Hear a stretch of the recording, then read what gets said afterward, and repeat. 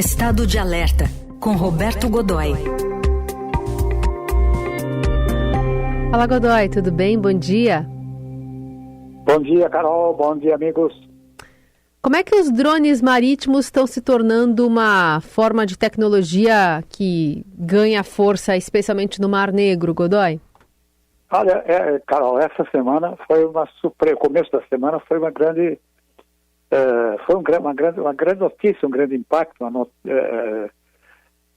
enfim, uma revelação, porque até agora apenas um país apresentava, relacionava no seu arsenal o uso de drones navais, dos drones marítimos. E objetos sofisticados em desenvolvimento, uma coisa toda complicada. Bom, o que os ucranianos fizeram foi colocar o ovo em pé. Eles pegaram o que são os drones ucranianos? São lanchas pequenas, aquelas lanchas que a gente vê muito no litoral, aquelas menorzinhas, com motores mais fortes, né? E que são fechadas, né? Quer dizer, eles são acomodados dentro delas, cerca de meia tonelada, entre 450 e 500 quilos de explosivos, e não são explosivos comuns, é uma coisa chamada high explosive, quer dizer, é um explosivo 6 vezes, cada quilo desse explosivo vale 6 quilos, até 6 quilos do explosivo convencional. Não dá para saber qual exatamente o tipo usado pela Ucrânia, mas enfim, é com essa variedade, são acomodados ali dentro, e aí a lancha é fechada e ganha um sistema de direcionamento eletrônico à distância. Pode ser, digamos, remotamente pilotado, digamos assim.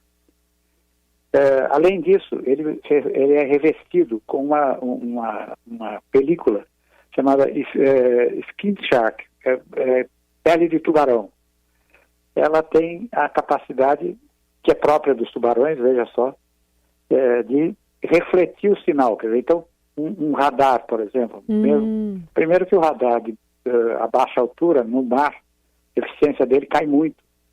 E aí essa proteção, esse revestimento, recebendo o sinal do radar de vigilância, por exemplo, de um navio russo, né, vai ter dificuldade de detecção. Não que ele não vai ser detectado, mas vai ter dificuldade para identificação. O que é aquilo? Quer dizer, o que é que está vindo? Não é bem o que está vindo, o que é que está se movendo. Por exemplo, você usando isso num porto, já fica mais complicado ainda, porque você tem pequenas embarcações, lixo, né? E aí ele vem avançando, ele avança por ali em baixa velocidade, como se fosse mesmo um objeto à deriva. Né? Quando chega numa certa distância, que não é muito pequena, coisa de 400 metros, qualquer coisa assim, ele acelera loucamente e é lançado, dirigido, né? E é dirigido na direção do costado da embarcação, do próprio navio. Não é o suficiente, por exemplo, para afundar um destroyer, para afundar uma fragata pesada, ou equivalente. A Rússia não tem porta-aviões, né? Mas ela tem alguns dos maiores navios canhoneiros, navios lançadores de mísseis do mundo, navios pesados. Não é o suficiente para afundar, mas é o suficiente para atingir um objetivo, neutralizar o navio. Né? Lembra muito aquela conversa do pessoal da Rota, nunca me esqueci, numa entrevista para nós mesmo aqui do Eldorado, um oficial deles perguntado aí do estúdio sobre como é que era a reação, e aí ele dizia, olha, vindo para cá agora, por exemplo, a gente cruzou com um carro aqui no Limão, e aí esse carro, o sujeito fez um movimento ali que pareceu de estar sacando uma arma, e aí eu reparei, e aí o que é que você teve, e o que acontece aí? Ele falou, a gente tem que neutralizar o inimigo. Então a gente tem que neutralizar o indivíduo. Então é basicamente isso que eles fizeram ali, neutraliza a capacidade de fogo. Né? Existe um modelo levemente mais sofisticado, que é é o que inspira, por exemplo, esses submarinos do tráfico. Ele submerge muito pouco abaixo da lâmina d'água, né? Ele entra embaixo d'água, mas por muito pouco. O suficiente para driblar os sinais dos sensores, como radar, sensor laser, essa coisa toda que vigiam, ajudam na vigilância e segurança das embarcações. Esses são muito pouco usados, não há registro de que tenham sido usados, mas foram vistos pelos serviços de inteligência, né? Então, fundamentalmente é isso. Então, é uma tecnologia muito simples, muito simples. Você vê, a rigor, é uma lancha carregada com explosivo. O que faz com que ela ganhe um certo preço, a gente viu aí, que alguns modelos levemente maiores chegam a custar 4 milhões de dólares, porque tem uma carga de direcionamento, que faz o direcionamento, esse sistema eletrônico que se perde na explosão, e portanto, é com isso que ele funciona. Sim. Mas, fundamentalmente, é isso. É um barquinho, é uma lancha cheia de explosivo, mas que atinge seu objetivo, cumpre o serviço, né? Muito bom.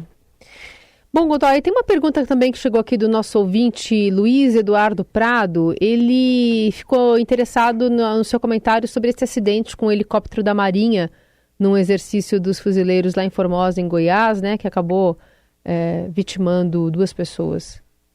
Pois é, isso foi uma coisa realmente terrível. A última vez que houve um acidente desse porte, veja só, em 1988. E o exercício que está se dando, primeiro, a gente tem que entender que o campo de Formosa, que a ideia é a seguinte: o que é que fuzileiros navais estão fazendo no Planalto Central? É exatamente o que eles têm que fazer. Os fuzileiros navais são uma tropa de elite, um soldado, é o soldado mais bem treinado da Marinha, né? E ele atua em qualquer lugar. Ele é levado para qualquer lugar, inclusive lugar que não tem mar, que não tem... recentemente eles fizeram um exercício, por exemplo, em Furnas. Então não tem nem a represa, por exemplo, não tem água ali no Planalto Central onde eles estão fazendo. Tem rios, coisas assim, mas não tem nada a ver com o exercício, a não ser circunstancialmente. Por quê? Porque eles podem atuar e ser levados a qualquer lugar, como, por exemplo, os marines americanos ou como os Special Air and Special Sea Service da Grã-Bretanha, né, do Reino Unido. É uma tropa de elite que passa por exercícios críticos. O que significa isso? São todos no limite, né? Veja, por exemplo, a tropa americana SEAL, que é derivada diretamente dos fuzileiros, né, e é considerada, se não a melhor, uma das melhores do mundo. O dístico dela, o lema é: o dia fácil foi ontem. Então você vê que é sempre muito crítico. É faca na caveira. Exatamente. Com a faca na caveira. Lembrou do Carol. O que você está vendo, Carol? O que você está lendo, Carol? São esses carinhas, são esse pessoal gentil, né? Uhum. Eles, inclusive, têm a atuação desses, a gente qualquer dia vai ter que falar bastante deles, porque tem, inclusive, características super incomuns para militares. Eles não usam fardas, a não ser em situações, em solenidades. E as solenidades são sempre feitas à noite ou de madrugada. Não tem insígnias, a não ser a faca na caveira, né? Barba, cabelo, cada um tem um sujeito, gente deles que raspa a cabeça, outro deixa a barba, enfim, a ideia é que eles possam parecer pessoas comuns. Se bem que pessoas daquele tamanho nunca serão comuns em lugar nenhum, né? Mas, de qualquer forma, são esse pessoal. Então, são esses exercícios críticos feitos no limite, sempre correm risco. A gente tem que lembrar que, no mundo inteiro, os treinamentos são chamados de batalhas do perigo. Olha, morre em certas situações, morre mais gente no exercício do que no próprio emprego, no uso da tropa. Aconteceu, por exemplo, vamos lembrar uma guerra da qual todo mundo lembra, que é a Guerra do Golfo, em que na primeira leva enviada da coalizão, só americanos morreram 95 nas primeiras semanas em acidentes de treinamento ou até acidentes de trânsito dentro dentro das áreas de deslocamento das bases provisórias, das bases expedicionárias. Uhum. Até o fim da guerra foram 1.000 e poucos, né? Então você percebe que de fato é muito crítico essa coisa. O que o pessoal da Marinha aqui estava fazendo era, primeiro, um esquadrão anfíbio, ele é lançado em qualquer situação para qualquer coisa. Estava fazendo uma coisa chamada deslocamento rápido com um desembarque armado. Quer dizer, então é aquele helicóptero gigante, veja, o helicóptero utilizado nessa operação, ele é uma Kombi que voa, né? Ele estava levando 16 sujeitos dentro, até um pouco acima do seu limite, mas era para uma pequena distância em que eles vêm voando muito rapidamente, fazendo aquele voo zigue-zagueado para fugir do fogo de terra, né? E aí tem uma coisa chamada desembarque armado, em que eles descem com todo o seu equipamento no meio de cordas e você tem a impressão que o sujeito vai se estabecar no chão, porque eles descem daquela corda com uma velocidade incrível. Né? O que é que aconteceu naquele momento? Difícil dizer.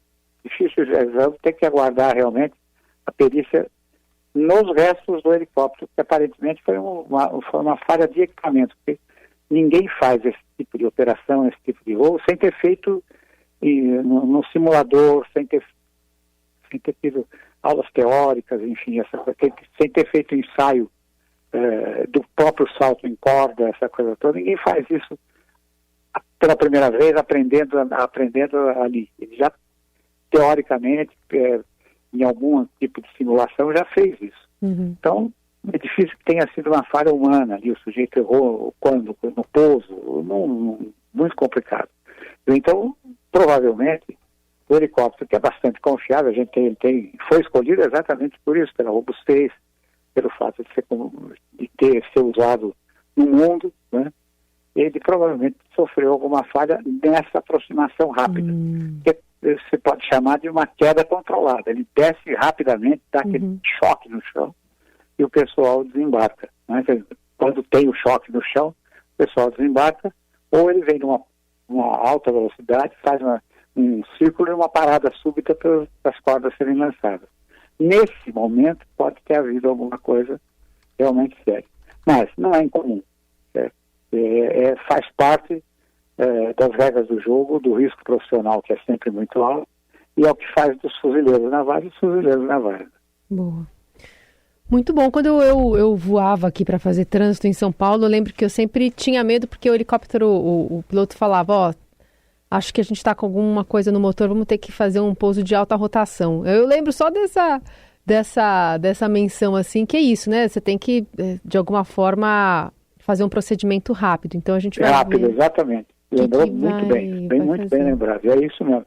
Imagine essa situação que você viveu, por exemplo, num helicóptero militar de altíssimo desempenho. Com um monte de gente pendurada ali. Não é para pouco, não. Não. Muito bom. Esse é o nosso Roberto Godoy, trazendo sempre às quintas-feiras Estado de Alerta. Obrigada, Godoy. Até semana que vem. Até semana que vem. Grande abraço.